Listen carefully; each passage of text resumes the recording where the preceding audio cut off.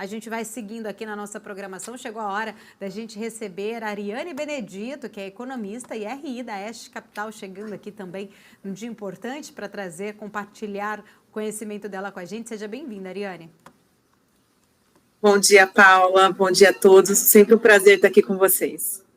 Obrigada, Ariane. Tema importante de hoje, ata do Copom. Queria entender um pouco da sua leitura, como que você viu esta ata, se tirou aí realmente um pouco do apetite para uma queda até maior, que o mercado já vinha pedindo ali de 0,75 ponto percentual na Selic. Exatamente, Paula. A ata ela reforçou o comunicado do Copom, né? Veio bem em linha do que o Banco Central já havia colocado no comunicado, da intenção de continuar com 0,50 e descreve isso como uma política monetária ainda apertada, né, para o cenário Brasil, mas que há necessidade ainda antes da desancoragem das expectativas para períodos mais longos, né? Trouxe um pouco mais detalhes acerca do cenário externo, que o comunicado trouxe apenas um trecho em relação a isso, então ficou a dúvida, e hoje a gente está vendo o mercado brasileiro sofrer com o mercado externo, né, de acontecimentos por lá, uns inesperados, mas agenda econômica ainda forte ao longo da semana, então trouxe um pouco mais de ferramentas para que a gente possa trabalhar nas projeções em relação ao cenário internacional. A partir de preços, que é o centro do comunicado e da ata, também permaneceu conforme foi descrito no comunicado. Então, que o Banco Central entende que a inflação ela segue comportada, mas que a deflação, e que é o momento e o cenário para frente, inclusive, ela vai ser devagar, um pouco mais lenta, coloca algumas palavras ali de serenidade, de novo, um pouco de paciência, mas permanece com 0,50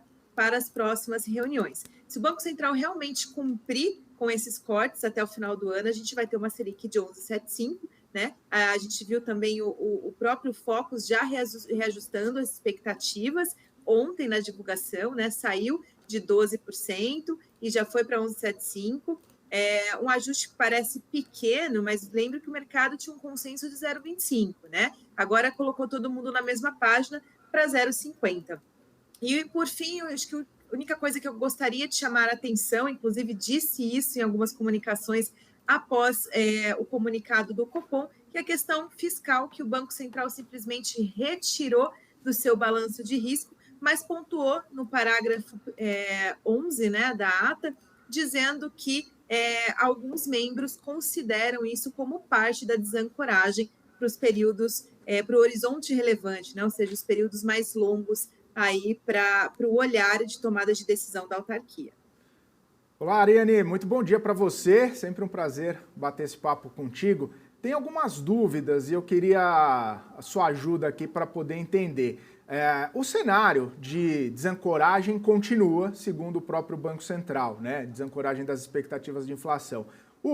A questão fiscal ainda não foi completamente resolvida, né? Porque a gente tem o arcabouço ainda parado, as reformas ainda paradas no Congresso Nacional, a gente ainda não teve um andamento tão profundo assim com essas pautas, né? Mesmo assim, o Banco Central mudou uma perspectiva da última reunião para essa, trazendo um cenário mais benigno, se a gente pode dizer assim, inclusive já contratando esses cortes.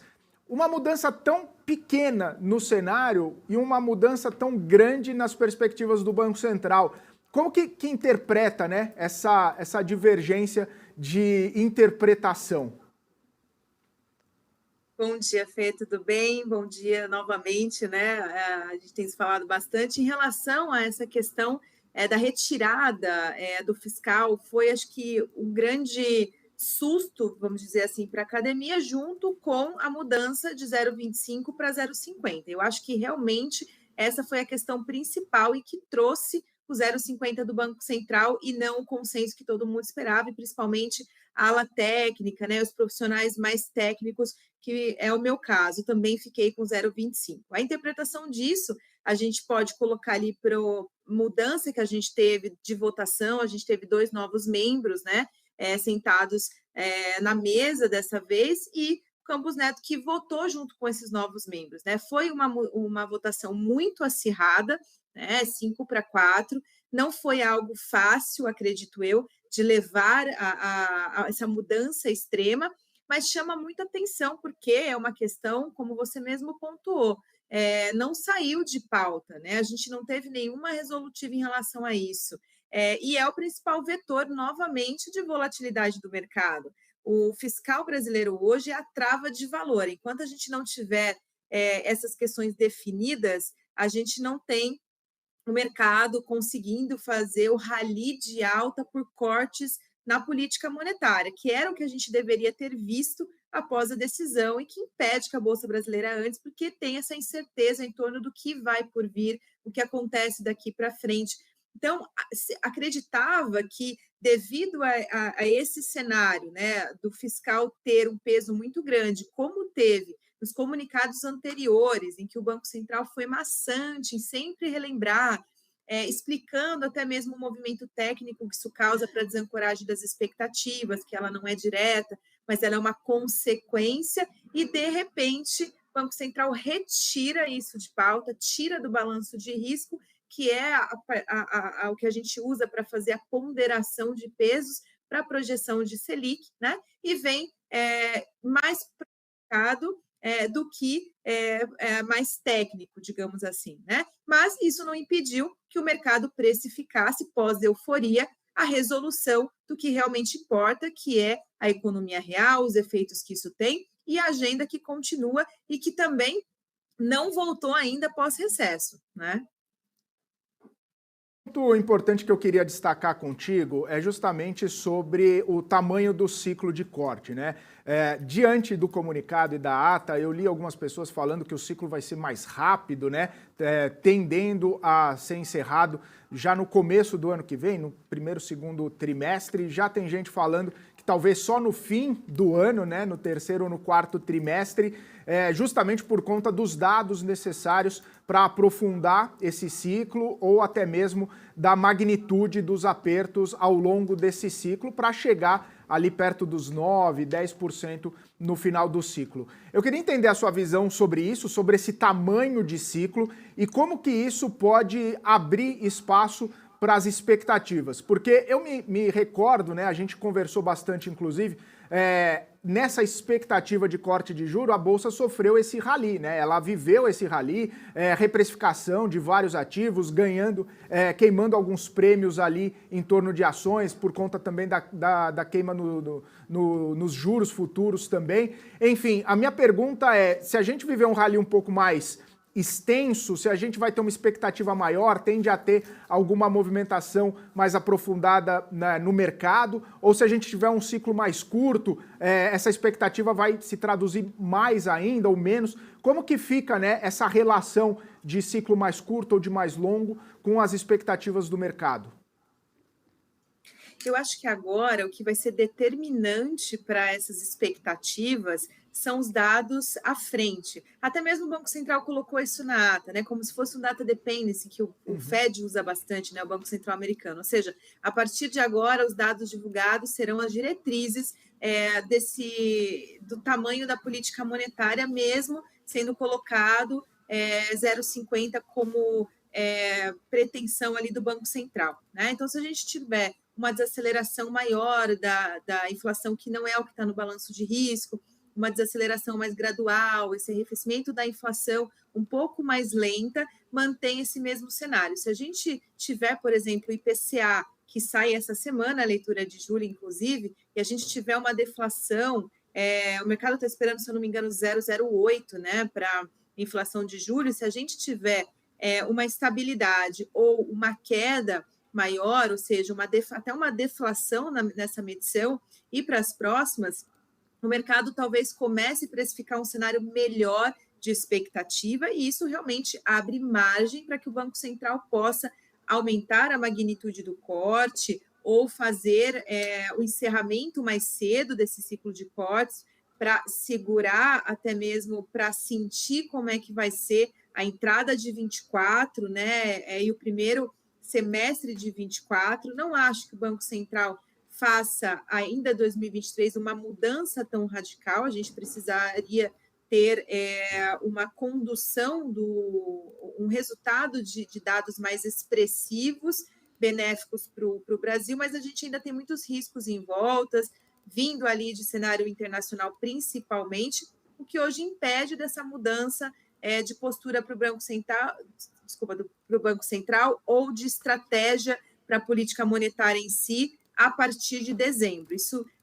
amarra o Banco Central um pouco. E aí, novamente, a questão fiscal vai depender do que vai ser tratado daqui para frente, o que será aprovado e como o mercado vai ler isso, né? Se for uma leitura melhor para o cenário brasileiro, se o mercado entender bem, com certeza a ancoragem das expectativas vai vir, deve vir um pouco mais forte, porque você tem acertado uma confiança de mercado e a gente vai ter a consequência do Banco Central corroborando, e aí voltando para o padrão brasileiro, que o Banco Central adora fazer um corte de 100 pontos bips, assim como uma queda de 100 pontos bips também, né? 0,50 para o Banco Central é considerado bem conservador em relação à política monetária, né? 0,25 que a gente não viu, mas também seria. Então, acho que o mercado tem essa expectativa de ver em 2024 o Banco Central fazendo ou um encerramento de cortes, são dois extremos, né, de cenário, ou um encerramento de cortes no início do ano, para entender como vai ser o impacto e o carrego de 24 para os períodos subsequentes, ou ele já continua esse ciclo um pouco, com uma magnitude um pouco maior, também vai ser resultado do que a gente vai ver acontecer nos próximos meses até o final de 20, e a gente vai chegar nessa taxa que é a projeção, o consenso de 9% para 24, que eu acho que se tudo acontecer no sentido do cenário mais otimista, a gente pode ver até mais, mas é preciso que a gente tenha um sentido mais claro de dados, tanto externos e como vai ser, né, conduzida a política monetária em economias desenvolvidas, o ciclo de inflação aqui que a gente está vivendo agora, esse arrefecimento, se ela vai continuar lenta ou ela vai ser um pouco mais impulsiva para os próximos meses, e o andamento do fiscal, como que o mercado vai ler o fiscal conforme a agenda, né? Foi sendo votado, aprovado. Tudo isso, acho que essas três vertentes em conjunto é que vão determinar se o Banco Central continua ou dá uma pausa no ciclo de cortes no início de 24, Fê. Ariane, inclusive, né, quero entrar um pouco mais justamente nesta questão desta leitura do mercado diante do fiscal, né? Aproveitar e falar um pouco mais sobre esses desafios todos aí do governo para cumprir as metas, né? E tem economistas ali já prevendo, inclusive, um estouro da meta. A gente já vê, né, um estouro para este ano, né? Se falava ali em conseguir meio ponto, já está em 1,36. Ano que vem, para zerar o déficit de 2024, né? Muitos acreditam aí que o governo não vai conseguir zerar esse déficit primário no ano que vem. Isso levaria, de fato, a um segundo ano consecutivo de descumprimento da nova regra fiscal. Já observamos um estresse na curva de juros, né, na curva longa ali de juros, acabou refletindo já nas ações, mas eu queria entender um pouco mais da sua visão, se você acredita que o mercado ainda não estaria precificando totalmente essas incertezas e se esse estresse na curva seria apenas aí talvez o começo do que podemos ter pela frente.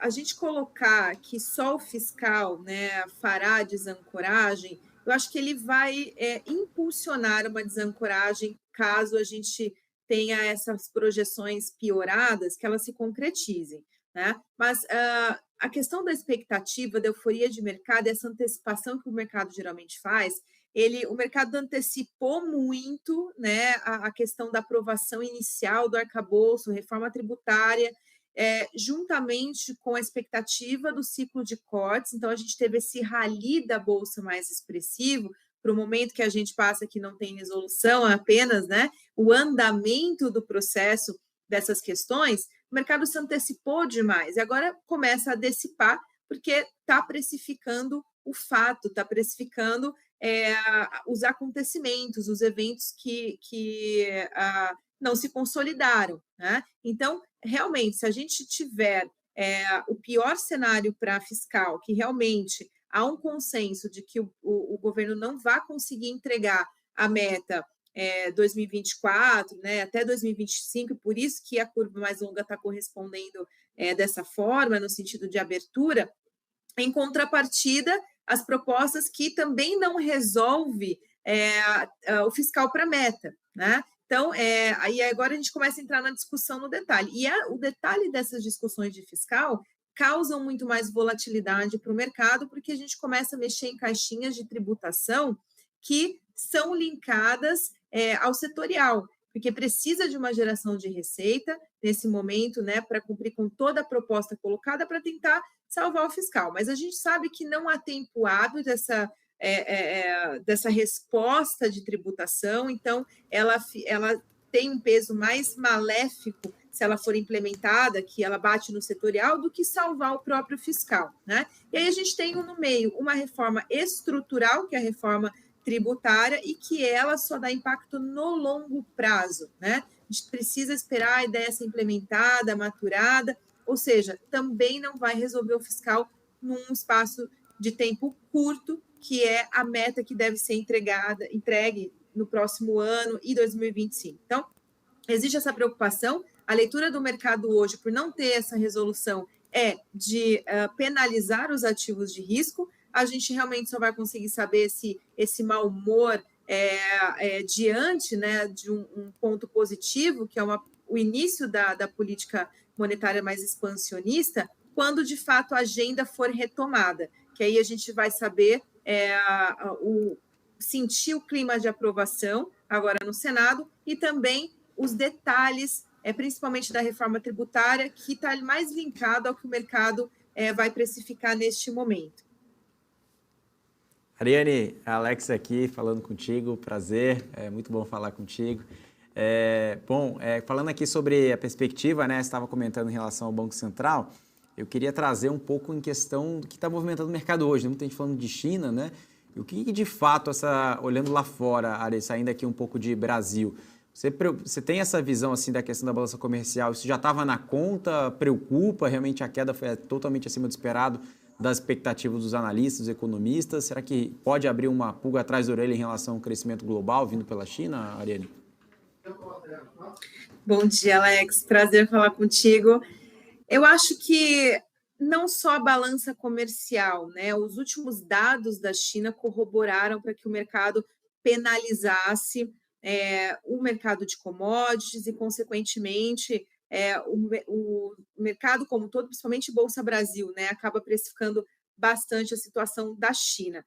O que trava valor na China hoje são as comunicações de estímulos do governo que não estão sendo efetuados, apenas verbalizados, e o mercado já entendeu que é necessário para que a gente veja um crescimento saudável da economia chinesa, esses estímulos, porque não há uma outra via do que se gerar valor para a China, né? A China está perdendo o nível de atividade, e a balança comercial, acho que o que mais assustou foi o nível de importação, porque ele vai em linha com essa desaceleração da atividade.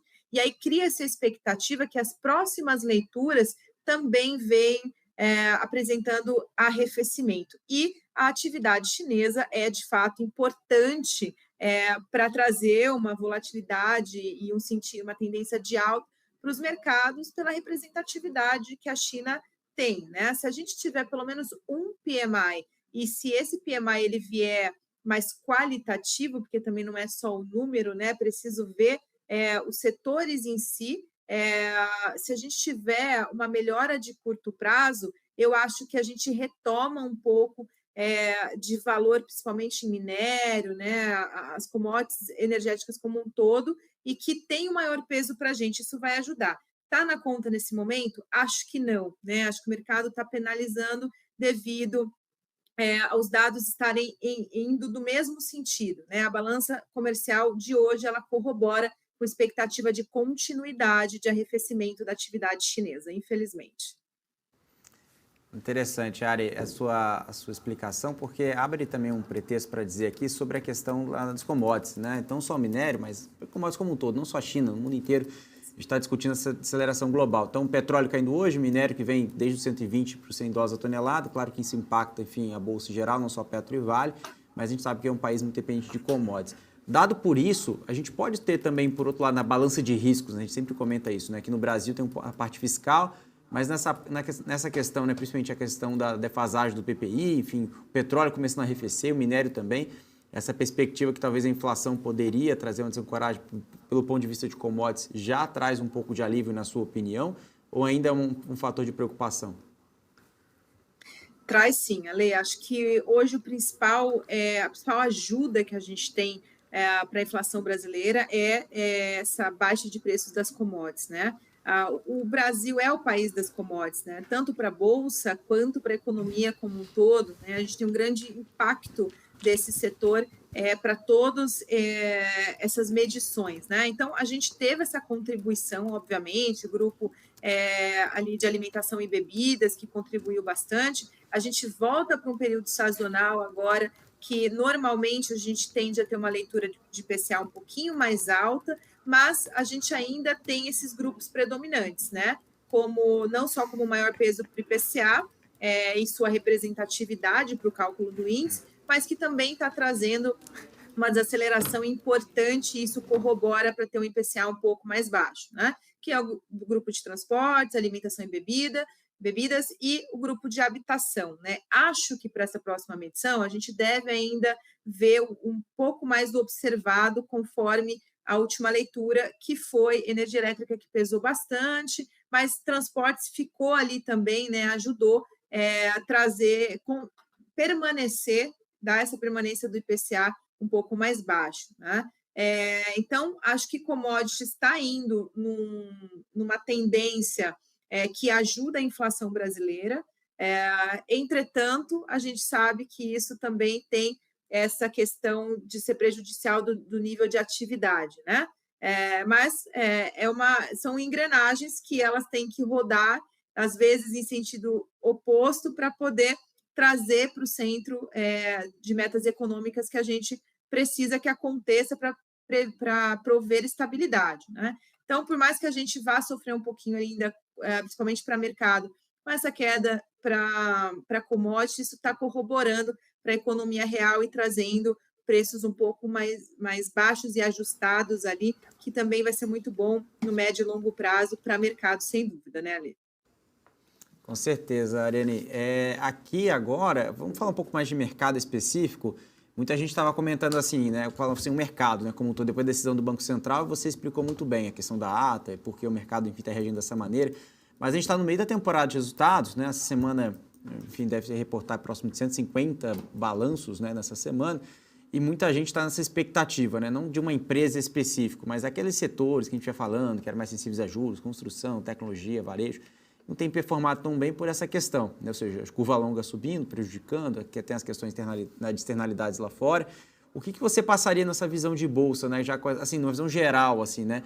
De uma alocação, já que o mercado colocava um peso tão grande, né? Agora com esse corte de juros, né? Claro, no curto prazo, no curtíssimo prazo em dias não veio, porque o mercado já esperava que podia destravar a bolsa acima dos 120 mil pontos, dos 122 mil pontos. Mas o que você espera agora nesse momento, né? Será que realmente essa temporada de resultados pode ser um catalisador nesse sentido também, enfim, desses setores específicos?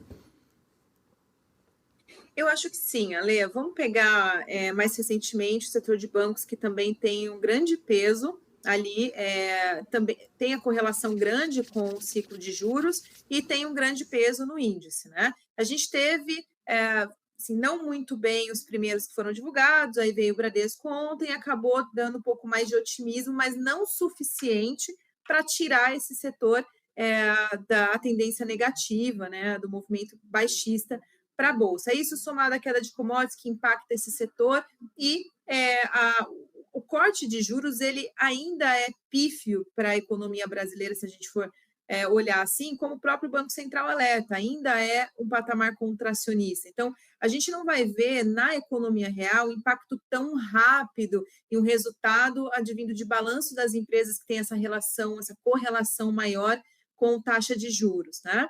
É necessário, e mais importante, a expectativa ancorada. E essas, por que dá um grande impacto? Por que tem um grande impacto nessas empresas? Porque elas vão tomar para frente, não agora, né?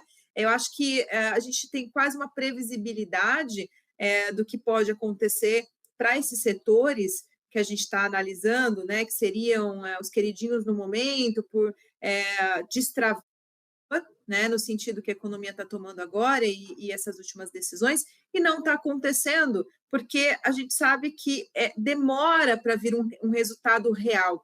Mas os balanços, acredito, isso é a minha leitura, né? Eu sou economista de macro, não muito setorial, mas acabou surpreendendo os últimos resultados. A gente poderia ter tido muito pior, né? Advindo do tamanho do prolongamento